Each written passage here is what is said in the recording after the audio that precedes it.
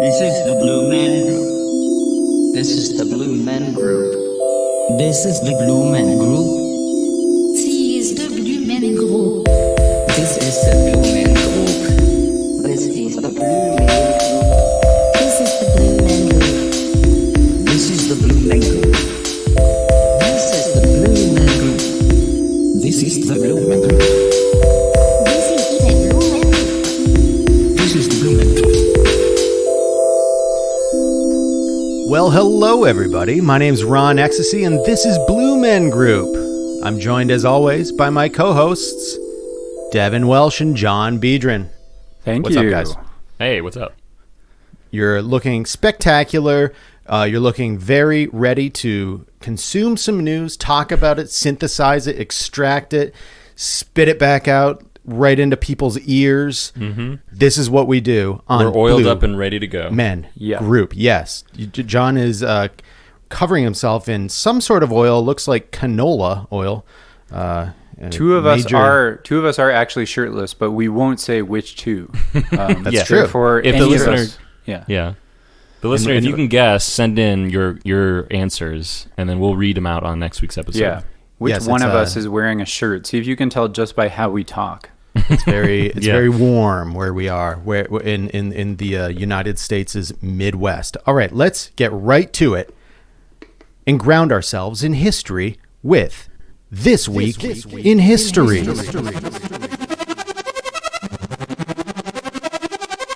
June 9th, 1954. On Capitol Hill, U.S. Army Counsel Joseph Welch confronts Senator Joseph McCarthy over his tactics in fighting communist subversion during the Cold War. Have you no sense of decency, sir? At long last, have you left no sense of decency? It's the beginning of the end of McCarthy's political influence. Months later, the Senate takes the rare step of condemning him over his methods. Damn, scathing. Okay. Yeah. Well, Joseph McCarthy has zero decency, it seems. Yeah. Not a decent man. No. Safe to say. Yeah. I love this because it seems like that's all it took was to accuse him of indecency to just destroy his reputation. Yeah. Simpler times. Yeah. Simpler times. The power of words in these days was unbelievable. It's true. It was a classic he who smelt it dealt it kind of thing, where it was like, they accused him of being a communist. You could accuse anyone of being a communist. Yeah. If you spoke against McCarthy, he would call you flatulent. Yep. Yeah, the actual Red Scare of the day was a big old fart fest. It was red beans and rice. Yeah, it was a sordid affair. Lots of gas. It actually turned out to be some a bad shipment of beans at local eateries. You may fine dining in Washington D.C. Some of the best restaurants in the nation, probably. But it was big bean fad was blowing through town. And the Yeah. Red Scare was actually checking your tighty whities and yeah, just to see if there was any of the remnants of those bad beans. All right. Yeah, I don't know if that's actually true. Well, how long was the? No, it wasn't true. But how long was the scare? Like in Congress, I mean, like Yeah, how long were they? How long were did they doing McCarthy this? have his iron grip on American society? Yeah, it's so weird. It's a question for you, dear listener. We're not going to answer it. Yeah, we're not going to look it up. I don't want you to hear the click clack of my my typing while I'm trying to do a show. Yeah. Could I have looked that up beforehand? Yes, Absolutely. Possibly. Did I know that we were going to be talking about Senator Joseph McCarthy? Maybe. Maybe we were planning this. Who knows? But let's Who say knows? 4 years. I feel like something like that is probably pretty close. he was a senator for 10 years. Okay. Oh, damn. Where is he from? Is he from Wisconsin? I think so. I think so. Uh-oh. A blight on the state, I think. Yeah. Yeah. For his indecency, primarily. Mhm. Yeah. And for being so would be like influential in like a high school way. Yeah, I like the idea that his indecency wasn't even about the Red Scare. It's like about something else. He had like some sort of nudie magazine or something like that. Yeah. Very pro-America nudie magazine, and they're Yeah. like, "Sir, have you no decency?" That and was then what they condemned him for. what you didn't hear is, "Sir, have you have no decency with that magazine that you brought in here?" The gentleman's rag. Yeah, it's a longer bit that McCarthy does. He's got the but- Sears underwear and lingerie catalog. Yeah, and he's inviting his friends to come see it under his desk yeah, in the Senate. He's Yes. pointing at those like torpedo boob kind of bras. He's like, look at these. Like, can you like, believe that? Yeah, and the Senate parliamentarian is like up on the dais or whatever, pointing over me like, "What are you guys doing over there? What's under your desk?" And he's like, "Nothing, Have you no nothing." decency? And that's all it took. Yeah, they would never listen to him again. They would never take him seriously. And he died, I think, very shortly thereafter. Immediately, within hours. I think he died on the Senate floor. Yeah, And that's funny. That's the best part. Like, he went out. He's like, "Do you know what? I'm not feeling that great, but I think I'm going to go out with a bang. I'm just going to be a complete dick to everybody for the next 4 years, and then I'm going to die immediately thereafter once they tell me I have no decency." It was a suicide mission. Yeah, but McCarthy, you bastard! I hate you. I'm sick and tired of your scare tactics. But I would like to see that Sears Roebuck catalog that you do have. Please, Flip to Yeah, page pass that 362. Blue Man All Group right. standing up to bullying and demanding that we also get to see the magazine. Yeah, please show us. McCarthy, get the hell out of here. All right, everybody, let's go into the meat and potatoes, as I always like to say. For some reason, I just have to say that in order to go on to the next thing. It's a bit of a medical condition. Some people call it obsessive-compulsive disorder. I call it me just having fun. I think I'm starting to get news scurvy from just having meat and potatoes every week. Yeah, that's true. We need citrus. to put lemon on top. Yeah, that's true. Okay, so here we are at the front door of the next segment. Here I go, opening it up.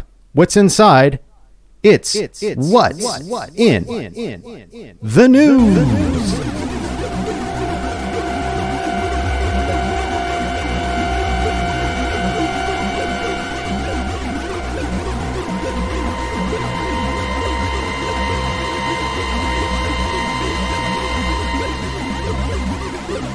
What is in the news? Yeah, there's actually plenty in the news. It's funny how, no matter what happens, every week we've got, incredible stories. News Factory cranking them out. They've done it again. Everything is happening all the time. Yeah, and I actually have a really intriguing one. This may perplex you and confuse you. France is sending a second Statue of Liberty to the U.S. A second Statue of Liberty. What the hell? Wait a second. Did they forget that? Did they? We already got one. Did they misplace our order slip? And they were like, "Oh, we never sent that out." Yeah. New Yorkers have a surprise gift to look forward to for this Independence Day. A second Statue of Liberty sent by France. This new bronze statue, nicknamed the Little Sister, is 1/16th the size of the world-famous one that stands on Liberty Island. On Monday, during a special ceremony, the smaller sibling was lifted and loaded into a special container at the National Museum of Arts and Crafts in central Paris, where it has been installed since 2011 in the museum's garden. It will be erected on Ellis Island, just across the water from the original, from July 1st to July 5th. Oh, my God. I was just thinking, like, the National Museum of Arts and Crafts, I just imagine it all to be just refrigerators. And everybody just sticks their art to the refrigerator door. There are no gallery walls. Yeah, it's just fridges. Yeah. So it's more of a France sending second Statue of Liberty to the U.S. for a visit. Yeah. Oh, okay, yeah. It's sort of, this is like peak capitalist realism or whatever, where it's like, we're doing it again. It's smaller, and it's not you can't keep it. We need It's 1/16th the size. and And lend it to you. You got to generosity has gone up in price. Yeah. Yeah. Well, is it identical? Like, does it look the same? Is it a different color? Like what? I wonder what the deal is with this second one. Yeah, no originality, just a complete copy. So it's 9 feet tall, I guess. So that's 1/16th of the original. I got to be still honest. bigger than a regular person, though. To be fair. Yeah, and maybe that's in still a some ways a very good more point. manageable size. What do you mean in some ways? Of course it's more manageable. Yeah. You don't go inside of it. Well, I guess you could, if it was hollow, climb inside and pretend to be like a suit of armor. I like that idea. Yeah, I mean, Lady Liberty, she's she looks good for her age. I will say that. Well, you have some pictures here. The new one is like, it's like silver gray. It's not green. Yeah. And it's identical. The statue weighs 992 pounds, just shy of 10 feet, made in 2009. An exact replica of the original 1878 plaster model preserved by CNAM. The general administrator of the CNAM, the statue symbolizes freedom and the light all around the world, said Olivier Farron. We want to send a very simple message. Our friendship with the United States is very important, particularly at this moment. We have to conserve and defend our friendship. Is France worried about being invaded or something? Is this the Belgium story leaking into the news again? Yeah. What do they? Since when do we like share gifts with France? Like, what's going on here? Yeah. There was a territorial dispute between France and Belgium over about 6 feet, and I wonder if that has had some diplomatic repercussions in terms of just wanting to shore up that relationship. I guess just extra space. It's like, listen, we can do 1/16. How's that sound? Yep, good. Well, so this is from Belgium is encroaching. Like they might need America's firepower against Belgium if this that's true. This border dispute goes any further. That's a great point. That is a really good point. Yeah, for listeners who haven't heard our episode on the Belgian-Franco border, there was a small issue between the borders because a Belgian farmer had extended his fence line, thereby enlarging the territory of Belgium into France. Yeah, just as a quick. Thank you, John. Yeah. It was a small 6.5 foot issue. So this is I'm intrigued that it was made in 2009. So it's just been sitting there since collecting dust. Yeah, and then they're like, well, what should we do? It's like, send it over to America. They'll love that shit. We have a really small territory dispute. Let's send over a really small statue. Yeah, they had it saved, ready to go. It's like, okay, that's in our back pocket. We've got the mini Statue of Liberty in case things, get a little hot. We can send that over, and that'll be our get out of jail free card kind of thing. Right. I just want to read off some of the description here of what the Statue of Liberty entails. It represents the Roman goddess Libertas, and she is imbued with symbolism. The crown with 7 spikes, representing sun rays extending out to the world. A tablet inscribed with America's date of independence in Roman numerals, and broken chains and shackles lying at its left foot, signifying the abolition of slavery in the United States. Okay, that's good. The date of the ceremony was symbolic as well, held just after the 77th anniversary of D-Day during World War II, when American and other Allied soldiers landed on French soil in 1944, marking the beginning of the liberation of Western Europe from Nazi occupation. Lucky numbers, 77. The date was symbolic, held just after the 77th. Like, I was going to say, this is the symbolism here is they're extending themselves very hard. It's a big just stretch. To make it symbolic. Yeah, this is wild. I wonder if I can get it to come over to the house. If I can get the tiny Statue of Liberty to waddle on over here. Can I rent it? Yeah, you should be able to rent it as an American citizen. You could probably get it to poke out of the back of your Ford Fiesta, sitting in starting in the passenger seat, out the back with a bungee cord around the trunk open. You could probably drive it around. That'd be cool. I would do that. So anyway, the article goes on into the history, but we don't really need to go into that. Just the history of Franco-American relations, yada yada yada. The gist of it is that the mini statue is here for a brief period. Actually, probably has gone now. Actually, the date has passed. But hopefully, some people got to see it. I don't think so. Actually, so the journey for the little sister has just begun.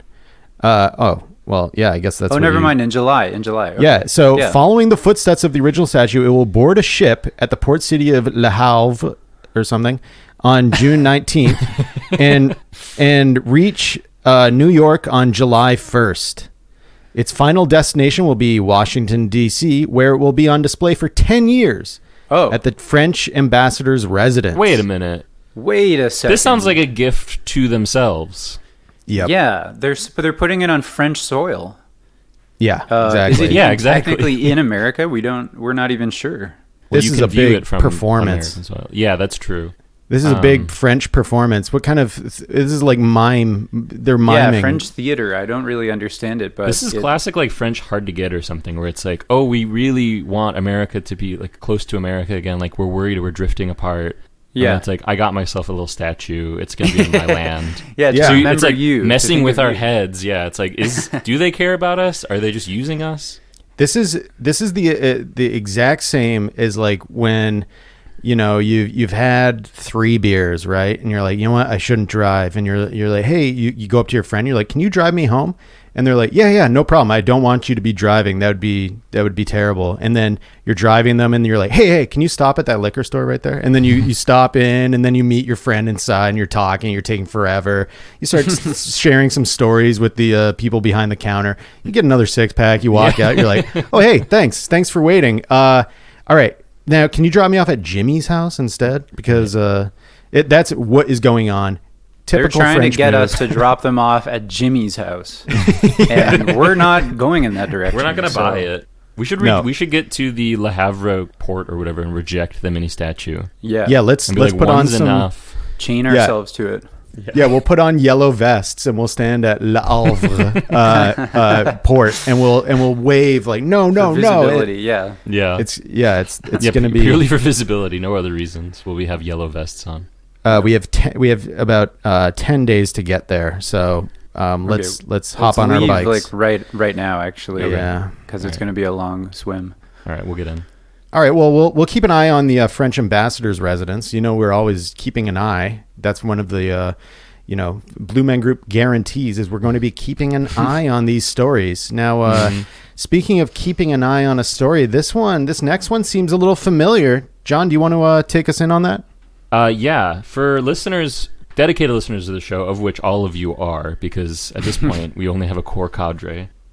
And, some people will be listening back and listening to some old episodes. They may find this to be a little familiar. From episode 31, we had a mom who dressed up pretending to be a student to gain Instagram followers. Yes. This week, mom arrested for posing as 13-year-old daughter at school. What? Come on. This time it's in Texas instead of Florida. It's an epidemic throughout the South. Yeah, it's a trend. We're trend casting here on Blue Men Group. You should be buying 30-year-old, 40-year-old women dressing up as children futures. Futures, yes. Yeah. Because there seems to be a general trend here. The mothers want to become their daughters. Yeah. We don't know why, but we see it happening. Tale as old as time. A 30-year-old mother who was arrested after posing as her daughter at a Texas middle school said she did it to push for better security. No, you didn't. You did not do it to push for better security. Yeah. You don't love security that much to do that. Casey Garcia, who jail records show is 4 feet, 11 inches tall, and weighs 105 pounds, was arrested on 1 count each of criminal trespass and tampering with government records, El Paso County Sheriff's Office officials said. She was also arrested on an unrelated traffic warrant. She forgot to signal when she was upping the security. She dressed her car up as a police car and was trying to pass it off. Deputies were notified Tuesday by San Elizario Independent School District campus officials of Garcia trespassing on school grounds and posing as a student. Several posts were being made on social media documenting her posing as a student, and an investigation led to 2 warrants being issued for Garcia's arrest. So she is just... Wow. So she's busted, and then she posts online an explanation. Yeah, in a YouTube video titled "Why I Posed as My 13-Year-Old Daughter," a raw but real answer. She says she dyed her hair and used skin tanner to pose as the girl.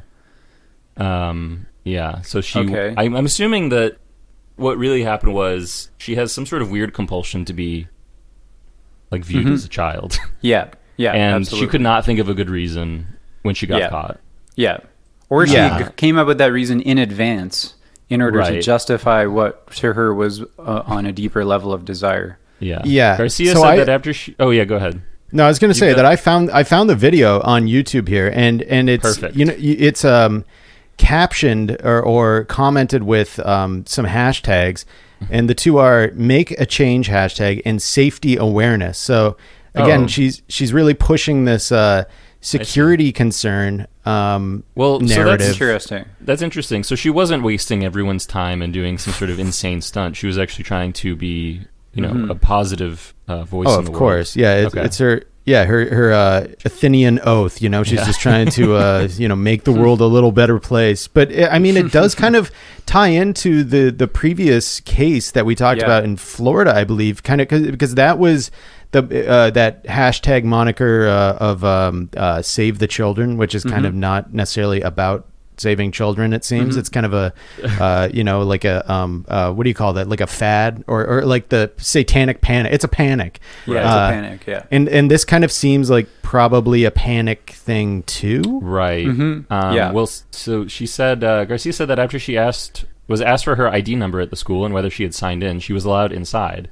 She said school staff was more concerned about her phone being out than in who she actually was. So it sounds like she was lying. Yeah, exactly. She was good at lying. She said she was the only student, quote, in one of my classes, adding, the teachers were so preoccupied with the students that were online that they weren't paying attention to the students that were there physically. I was the only student in one of my classes. Oh my God. So, okay, none of the other kids are actually at the school. She's the only person that showed up. And then it's this 30-year-old woman hanging out. Like, the teacher was probably just feeling awkward. It's like, I don't know who this person is. Totally. Well, they probably were like, okay, so clearly this woman is unhinged. What do we do about this? It's like, we'll meet in between classes and talk about it and see if she just goes away. Yeah, definitely. It's like no reason to like push her buttons or whatever. We'll just kind of let her do her thing and just kind of try to figure something out. And the whole phone thing was, she was probably, like jamming her phone in their face, being like, why don't you notice me? And they're just like, man, please put the phone away. And then she's like, you're more concerned with my phone than you are teaching me, a student. Yeah. This seemed to be on her mind. She said she praised her daughter's teachers, but said it is a problem at all schools. I bet you anything someone else can do this, she says in the video. This is why I did it, whether you agree with me or not. Later she says, I think the deal breaker for me was actually walking in and posing as a 7th grader. Yeah, that was that was the deal breaker for us, that was, too. Yes. I mean, I'm no spring chicken, but it wasn't hard. And I made it to all 7 periods. She's like, oh my God, backhand complimenting herself. Until the last teacher, she was female, and she said, Julie, can you stay after class? And I said, absolutely. She looked at me and she said, you're not Julie. No, I'm not, she replied. Oh my God. Reveal. I took off my mask, I took off my glasses, and I said, no, I'm not Julie. I'm Julie's mom. And she said, why? Why? Yeah, why? Why would you do this, Julie's mom? Come on. Julie's mom, what is going on? She says, I said for a social experiment, I wanted to see if I could make it the entire day without anyone noticing. I'd say up until 7th period. I think that's a very long day for a 30-year-old. Oh my God. She needed a nap halfway through. Yeah. I did this to prove a point, Garcia says. I proved I could get through the public school system. Oh, is this like a Billy Madison thing where it's like... Yeah, it's like she never graduated. I'm like competent. 8th grade or whatever. Yeah. It's the public school challenge. The public school challenge is real hot right now. I mean, it's like, you are you're 4'11", you're 100 pounds, you have a mask and sunglasses on. Like, of course... people are going to just assume you're your daughter. Yeah. Like, they haven't seen the students in months. Like, it's like... it'd be funny if she looks, like, really similar to the daughter, too. I'm sure and she so does. it's, like, legitimately, like, kind of difficult, like, with the mask on to tell the difference.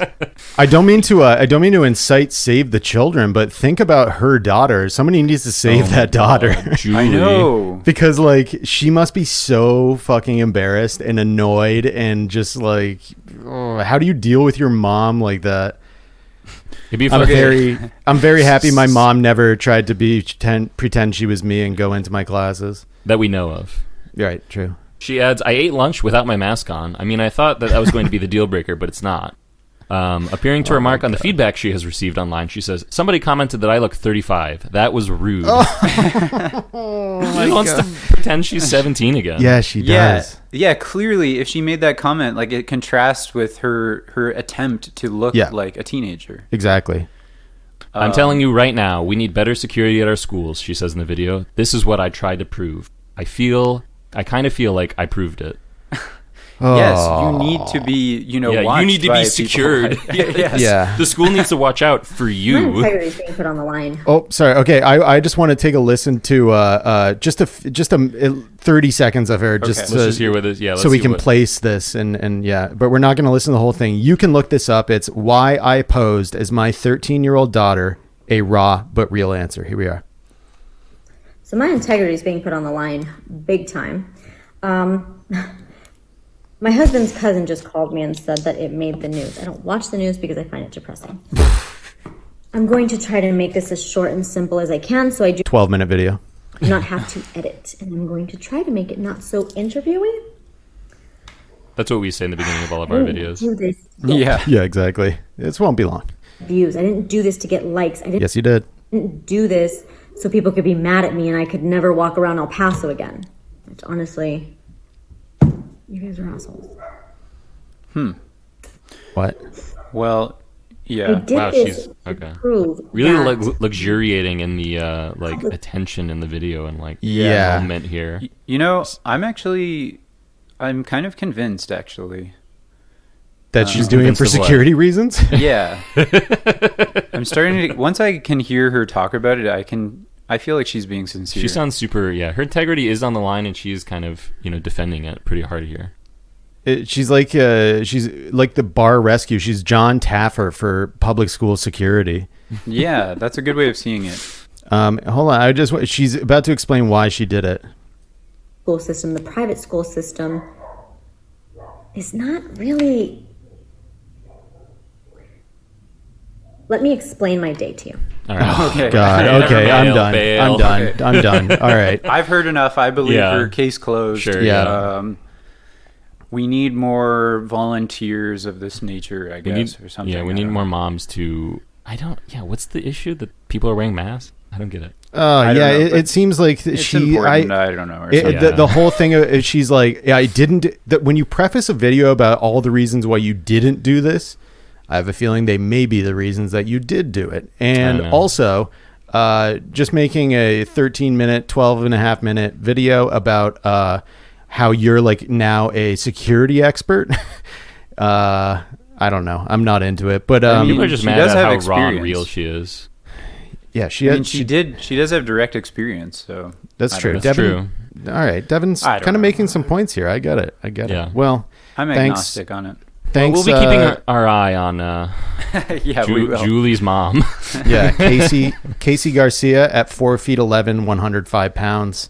We're going to keep an eye on You are on notice. You are on notice.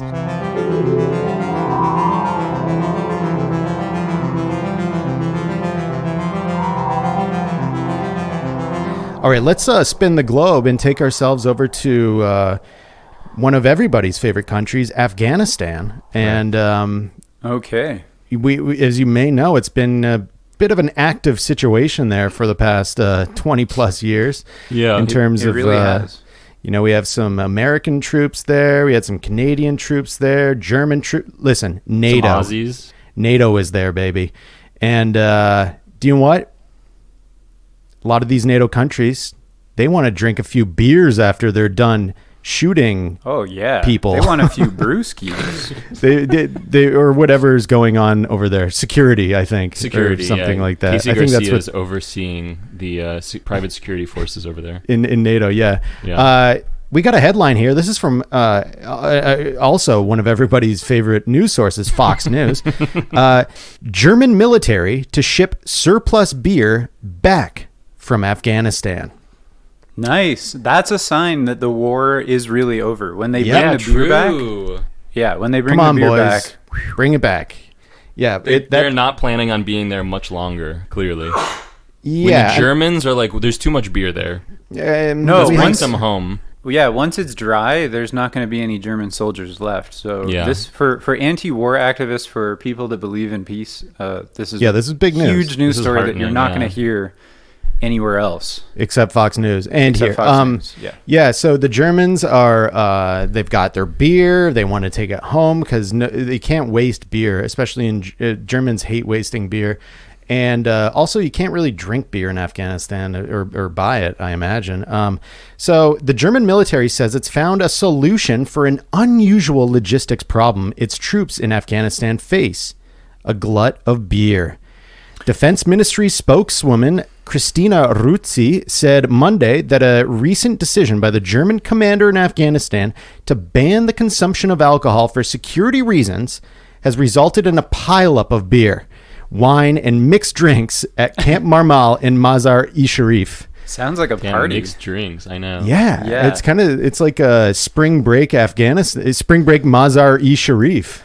Yeah, so they banned the consumption of alcohol for security reasons. I guess there was maybe some alcohol related issues. Yeah. And then these poor German soldiers being denied this kind of this continuously piling up cachet of alcohol. Their rations of standard issue like mixed drinks, like Yeah. standard issue screwdriver or whatever.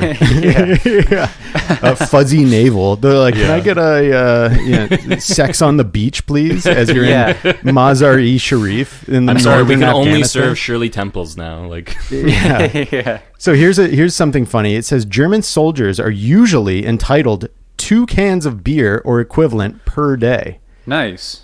So that's kind of very, cool. very fair, very humane.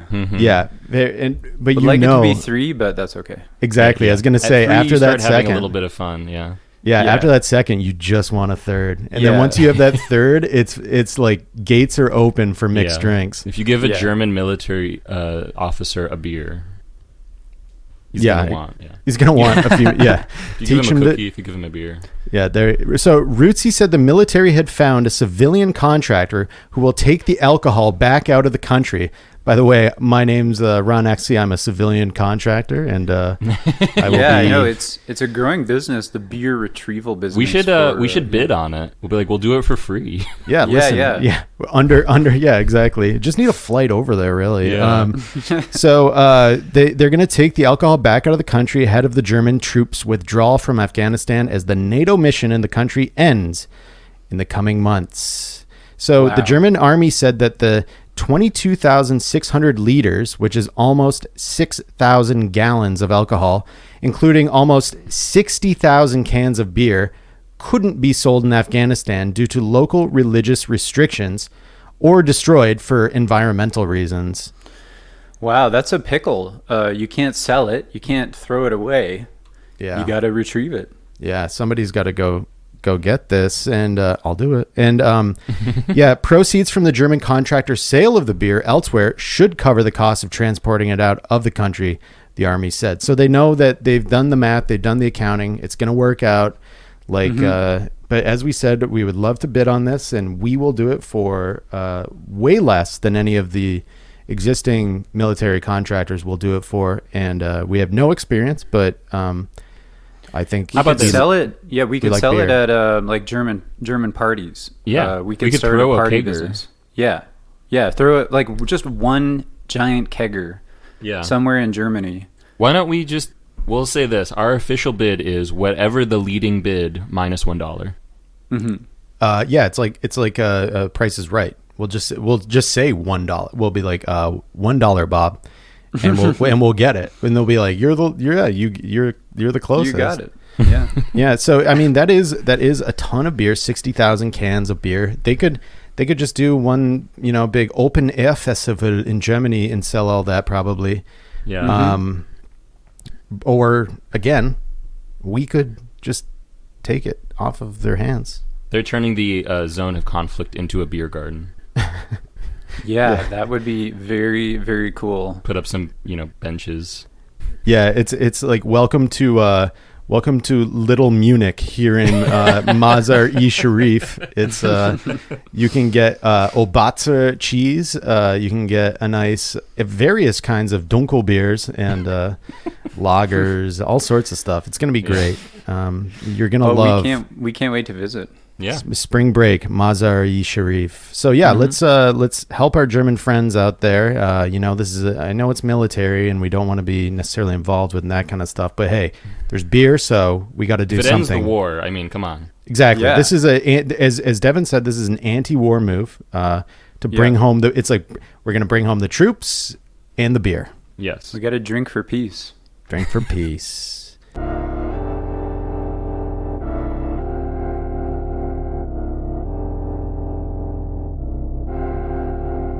All right, let's spin the globe once again. Looks like we have some more. Wait, am I seeing this correctly? We have more Amelia Earhart news? Wow. We have some breaking Amelia Earhart news. The story is just on fire. Absolutely incredible. Yeah, we got a headline here. Last known letter from Amelia Earhart's navigator found by a California man. Oh So no, the it's navigator- Fred No One. The navigator also not mentioned by name in the headline. Yeah, exactly. We still don't know who he is, even though we do know who he is. So we covered this last week, and the week before. And the week before, we were talking about how we found out, spontaneously on air that there was someone else in the plane with Amelia Earhart when she went down. Really? And it was navigator Captain Fred J. Noonan, which Noonan, yes. Devin or Mark sounds awfully similar to no one. We like to call Fred No One. Yeah. It looks like he does. There is evidence here that he was a real person. There seems to be some kind of hard evidence here that he lived. Allegedly. Not made up. We're not sure we believe allegedly. it, but yeah, we're Captain Fred J. Noonan truthers in a way. We're like, it's always Amelia this, Amelia that. Nobody gives a shit about Fred Noonan. So, do you want to lead us into this? Or I can do it. Almost 84 years after Amelia Earhart and her navigator, Captain Fred J. No One, went missing during their attempt to circumnavigate the globe, letters written by Noonan during their journey have been brought to light. Okay. In fact, one of the letters is believed to be the last known correspondence from the pair before they disappeared, according to a recent report. Weren't they together? The letter is just like, everything's going great here on the plane. There doesn't seem to be any issues. We're flying into a very beautiful part of the world. Amelia, not a cloud in the annoying. Sky.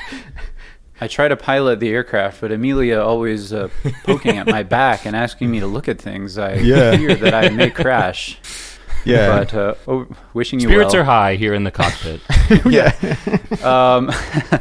Hunter Person from San Diego said he actually learned... I'm sorry, who is the story? Hunter Person? Who's the source? So, Hunter Person, a.k.a. Person Hunter. H.J. Human. Yeah. So I think I know who did it. The Person Hunter. Yeah, Person Hunter probably killed both of them, or a Person Hunter's grandfather or something.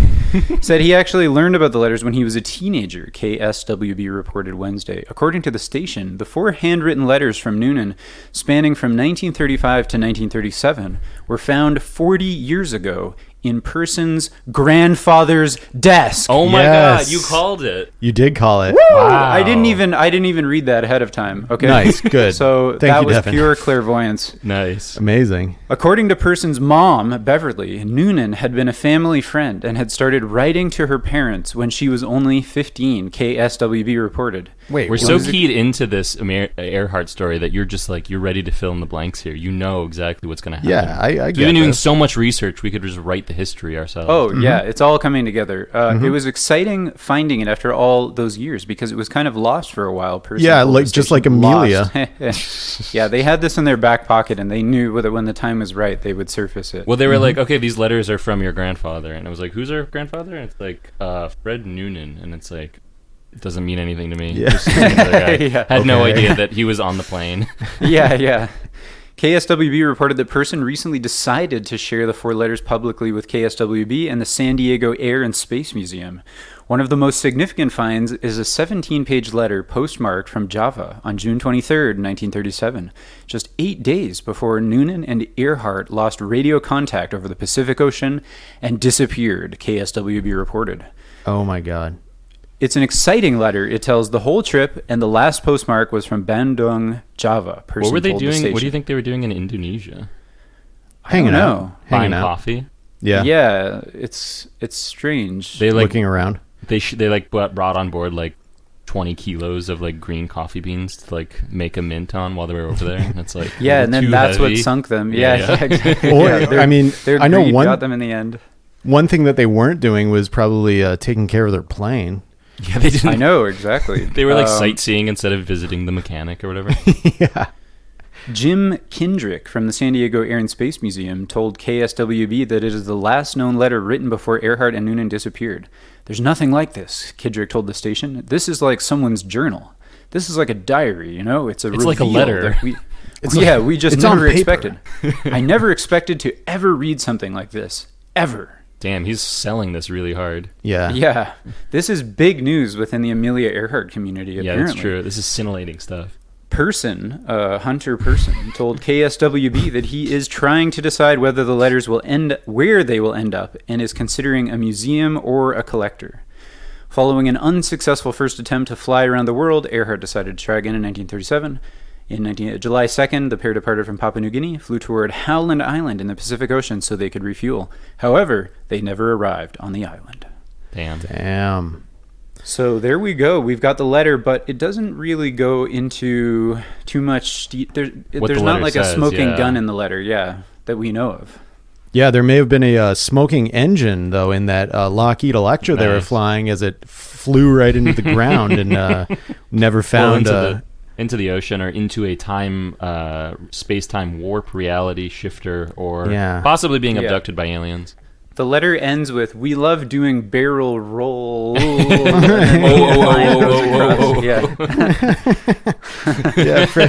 Oh my God. Well, yeah. So I guess we're just gonna keep keeping an eye. We're gonna keep keeping an eye on the Amelia Earhart beat because it seems as though the news is just flowing out. Maybe it has something to do with these kinds of unclassified or declassified UFO sightings and stuff by the Navy that are coming out. And like maybe this is some sort of we can tie that in. Maybe Fred J. Noonan. Nobody knows who the hell he is or why he was on the flight. Human person, another character of interest. Yeah, there's a lot. We have a whiteboard here in the BMG studio, and we're just making connections left and right. It's so full that it's not even a whiteboard anymore. Really, it's like a rainbow quilt. Right. Yeah, and exactly. All of the connections are going in a triangular shape. Yes. We can't quite figure out what it means. Yeah, it's like Bermuda in the middle, and even though it landed nowhere near the Bermuda Triangle. It says Bermuda in the middle, and we don't know who wrote that. It doesn't look like any of our handwriting, so I think it stands for something. Yeah. Well, that's good, and thank you, Amelia. We're always thinking about you. That was this week in what's in the news. We have a lot of news as always this past week. I mean, we learned about Afghanistan. We learned about more about Amelia Earhart, and we learned how to break into public schools, and also about France's gift that isn't really a gift. Yeah, but that takes me to our next segment. It's the solution of the week.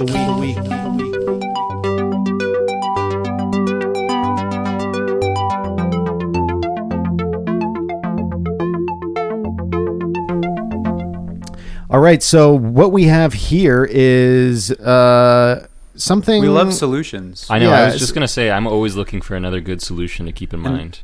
This is the second solution of the episode because the beer story is somewhat of a solution, and some people never learn from their mistakes, maybe Amelia Earhart, who was unable to fly around the world, maybe should have took the hint.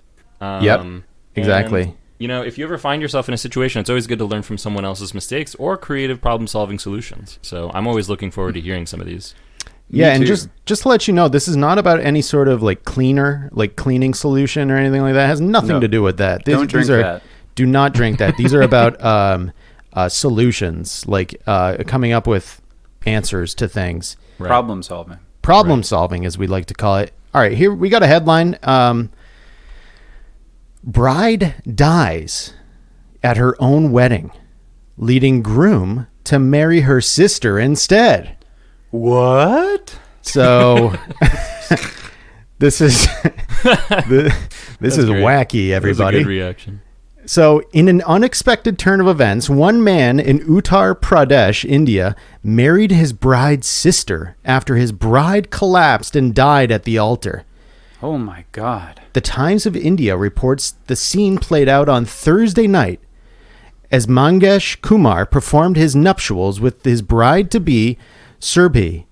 According to the outlet, Surbhi complained of uneasiness and then collapsed. Uneasiness. During the wedding rituals, the family quickly rushed to her medical facility. The family quickly rushed her to a medical facility, but sadly, she was pronounced dead on arrival. DOA, they used to call that. Yeah. She reportedly died of a heart attack. Ugh. Yeah. Rough. These things can happen. Strange, unusual for a woman to die of a heart attack. Yeah. Especially And at so your young. wedding, too. Yeah. Not good. She must have been nervous. Yeah. Cold feet. She kept complaining of cold feet. Yeah, and they didn't take her They're seriously. it'll be fine. It's Serbia. You're fine. It's going to be fine. It's cool. It's Serbia. It's good. You're fine. Everybody just like shaking her. You're fine. You're fine. You're fine. And just working her up into like a psychotic lather. Her heart's Everyone's beating surrounding her. You're fine. You're fine. It's okay. Yeah. You're fine. You're It's fine. like, give her space. No. Just make her. It's fine. Okay. So according to News Hub, the family brought the deceased bride's body back to their home prior to cremation per local tradition. But the bride's untimely death wouldn't stop the wedding festivities from taking place. Once home, the groom spoke with Serby's parents to ask for their other daughter's hand in marriage. Quick. That was quick. Next best. Yeah. Quick thinking. The deceased bride's younger sister. He has like a quick idea where he's like, wait a second. This His might be light crazy, bulb but moment. Yeah. Shockingly, the parents agreed. The ceremony took place while Serby's dead body lay in another room. Oh my God. Sorry, but okay, so here's what I imagine. Like, okay, it's India. They travel for their weddings, I think. They're like big festivities. Like, Yeah. everyone's invited. Everyone goes. They spend a lot of money. Yeah. And it's like, she dies on the day of the wedding. So it's like they spent everything. Everyone's there. And it's like, we have all this like German beer that's going to expire. Like, Exactly.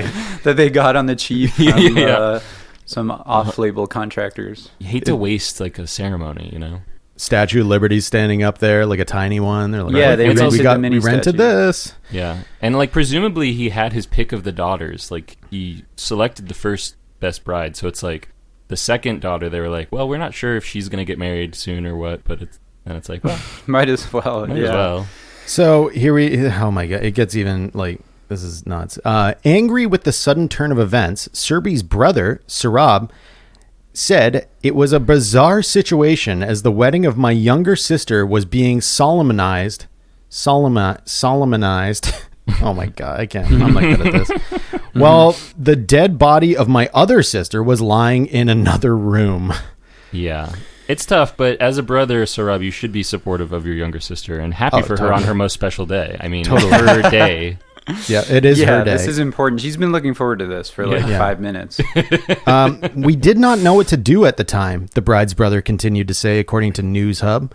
Which is like Pornhub, but for news. So someone who had come to the wedding suggested that my younger sister Nisha should marry the groom. Oh my God! So it's just one like loud person at the wedding. It's like, Nisha should do it. In the back of the room, yeah. Why don't you just get married? Yeah. She should get married to her. Yeah. It's like, who said that? Who is Doesn't them? matter. That was a great idea. Yeah, that's perfect idea. The guy runs out of the building. He's like, he's not even part of the family. I'm so imagining when you said News Hub is like Pornhub, but for news. Sorry, I have to imagine this headline now, but like ran through the Pornhub generator. Oh no! Oh John. Right. Sorry. Both We're editing this out. Yeah, both turn his mic off. Both the families discussed. Were disgusted. No.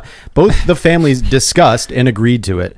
The bride's uncle spoke with local outlet TV9 to express the decision to move forward with the wedding of the groom and Serby's younger sister wasn't easy. It was a tough decision for our family, said Serby and Nisha's uncle. They should get married. Serby and Nisha's uncle. It sounds like they've got a good thing going on. They have a lot in common. One daughter was lying dead in one room, and the wedding of another was going on in another room. We have never experienced such mixed emotions. We were very grateful to rent a hall with 2 rooms. Yeah, exactly. We were glad that we were able to break it up a little. Yeah. How is the music, I wonder? It's like, no, sad music. No, good music. We want good music. Yeah. No, sad You music. can hear both in each room. It's like, yeah. We put Serby in the chill-out room, and we went back into the main room. The grief over the death of Serby and the happiness of Nisha's wedding is yet to sink in. As reported by News Hub, Serby's last rites were performed at the wedding, and Mangesh Kumar's wedding isn't the first ceremony from India to end in such a bizarre way. Last month, one bride married a wedding guest after her groom went missing.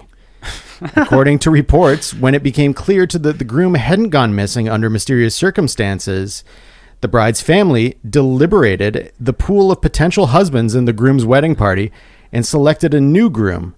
They were married at the venue later that day. They're so chill about marriage in India.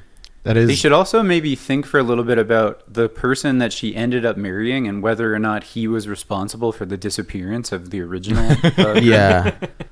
He was in love with her secretly the whole time. Yeah, like Yeah. it's kind of like a kind of who benefits type of thing. Qui It's like, bene, well, yeah. yeah, that guy did just get married. And then also that wedding, it's like where's the groom? And then some guy who looks identical to Fred J. Noonan walks in. He's like, I don't know, and then like scurries out. Yeah, Fred J. Noonan was the one that suggested he marry the sister. He's still around, folks. He's wreaking havoc, and we wish he had died in that plane crash. But Yeah, he's sort of a John Barleycorn figure now.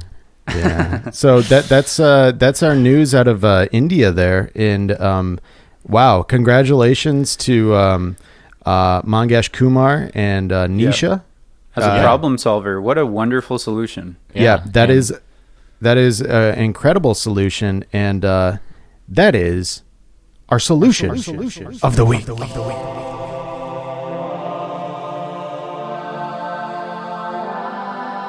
All right, everybody, let's go into the final segment of our show here today. Oh, yeah. One of the most important segments we do. Also the most popular. Yeah. Also the most popular, according to John. Last week's numbers. All right, everybody, you got the dashboard up right now, and it looks as though our dip that we've been experiencing as a show is easing off, and we're on our way up. Over the past 14 days, we're only down 6%. So yeah, we're still sliding, but Yeah. the worst I think is behind us. Yeah. Yeah. We've endured the panic, the exhaustion that set in when we saw the numbers in the last couple of weeks, Yeah. and now it feels like we're heading in for maybe a safe landing. Yeah, I think so.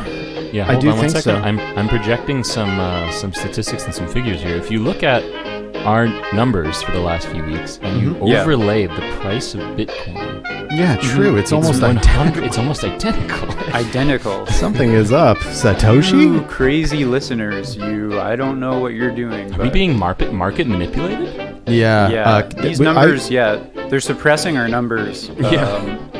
I call this Podbean. quantitative easing. Actually, it's got a better name than For just our listen. dedicated followers and fans, please continue to hold steady. Yeah, please hold, please hold, please Please hodl. hold. And the numbers, whatever the numbers we tell you are, just double that in your head because that is probably the more accurate number. Yeah, the Exactly. mainstream Podbean Yeah. media doesn't want you Nope. to feel that this show is a huge success, but they're suppressing our numbers because they don't want us to win. Yep. But quickly rattling them off here, last 7 days we've got 116 downloads. Okay. Previous 14 days we've got 246. Not bad, not bad. Previous 30 days 561. Okay, Nice. okay. And then all-time downloads has increased, as it is wont to do, to 3,622.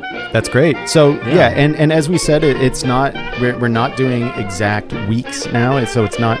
It still has a few days to get some listens, and I know that a lot of people will end up listening on those Friday. That commute back home on Friday. Maybe you're on the public transportation in Vienna. That's a popular place to listen to it.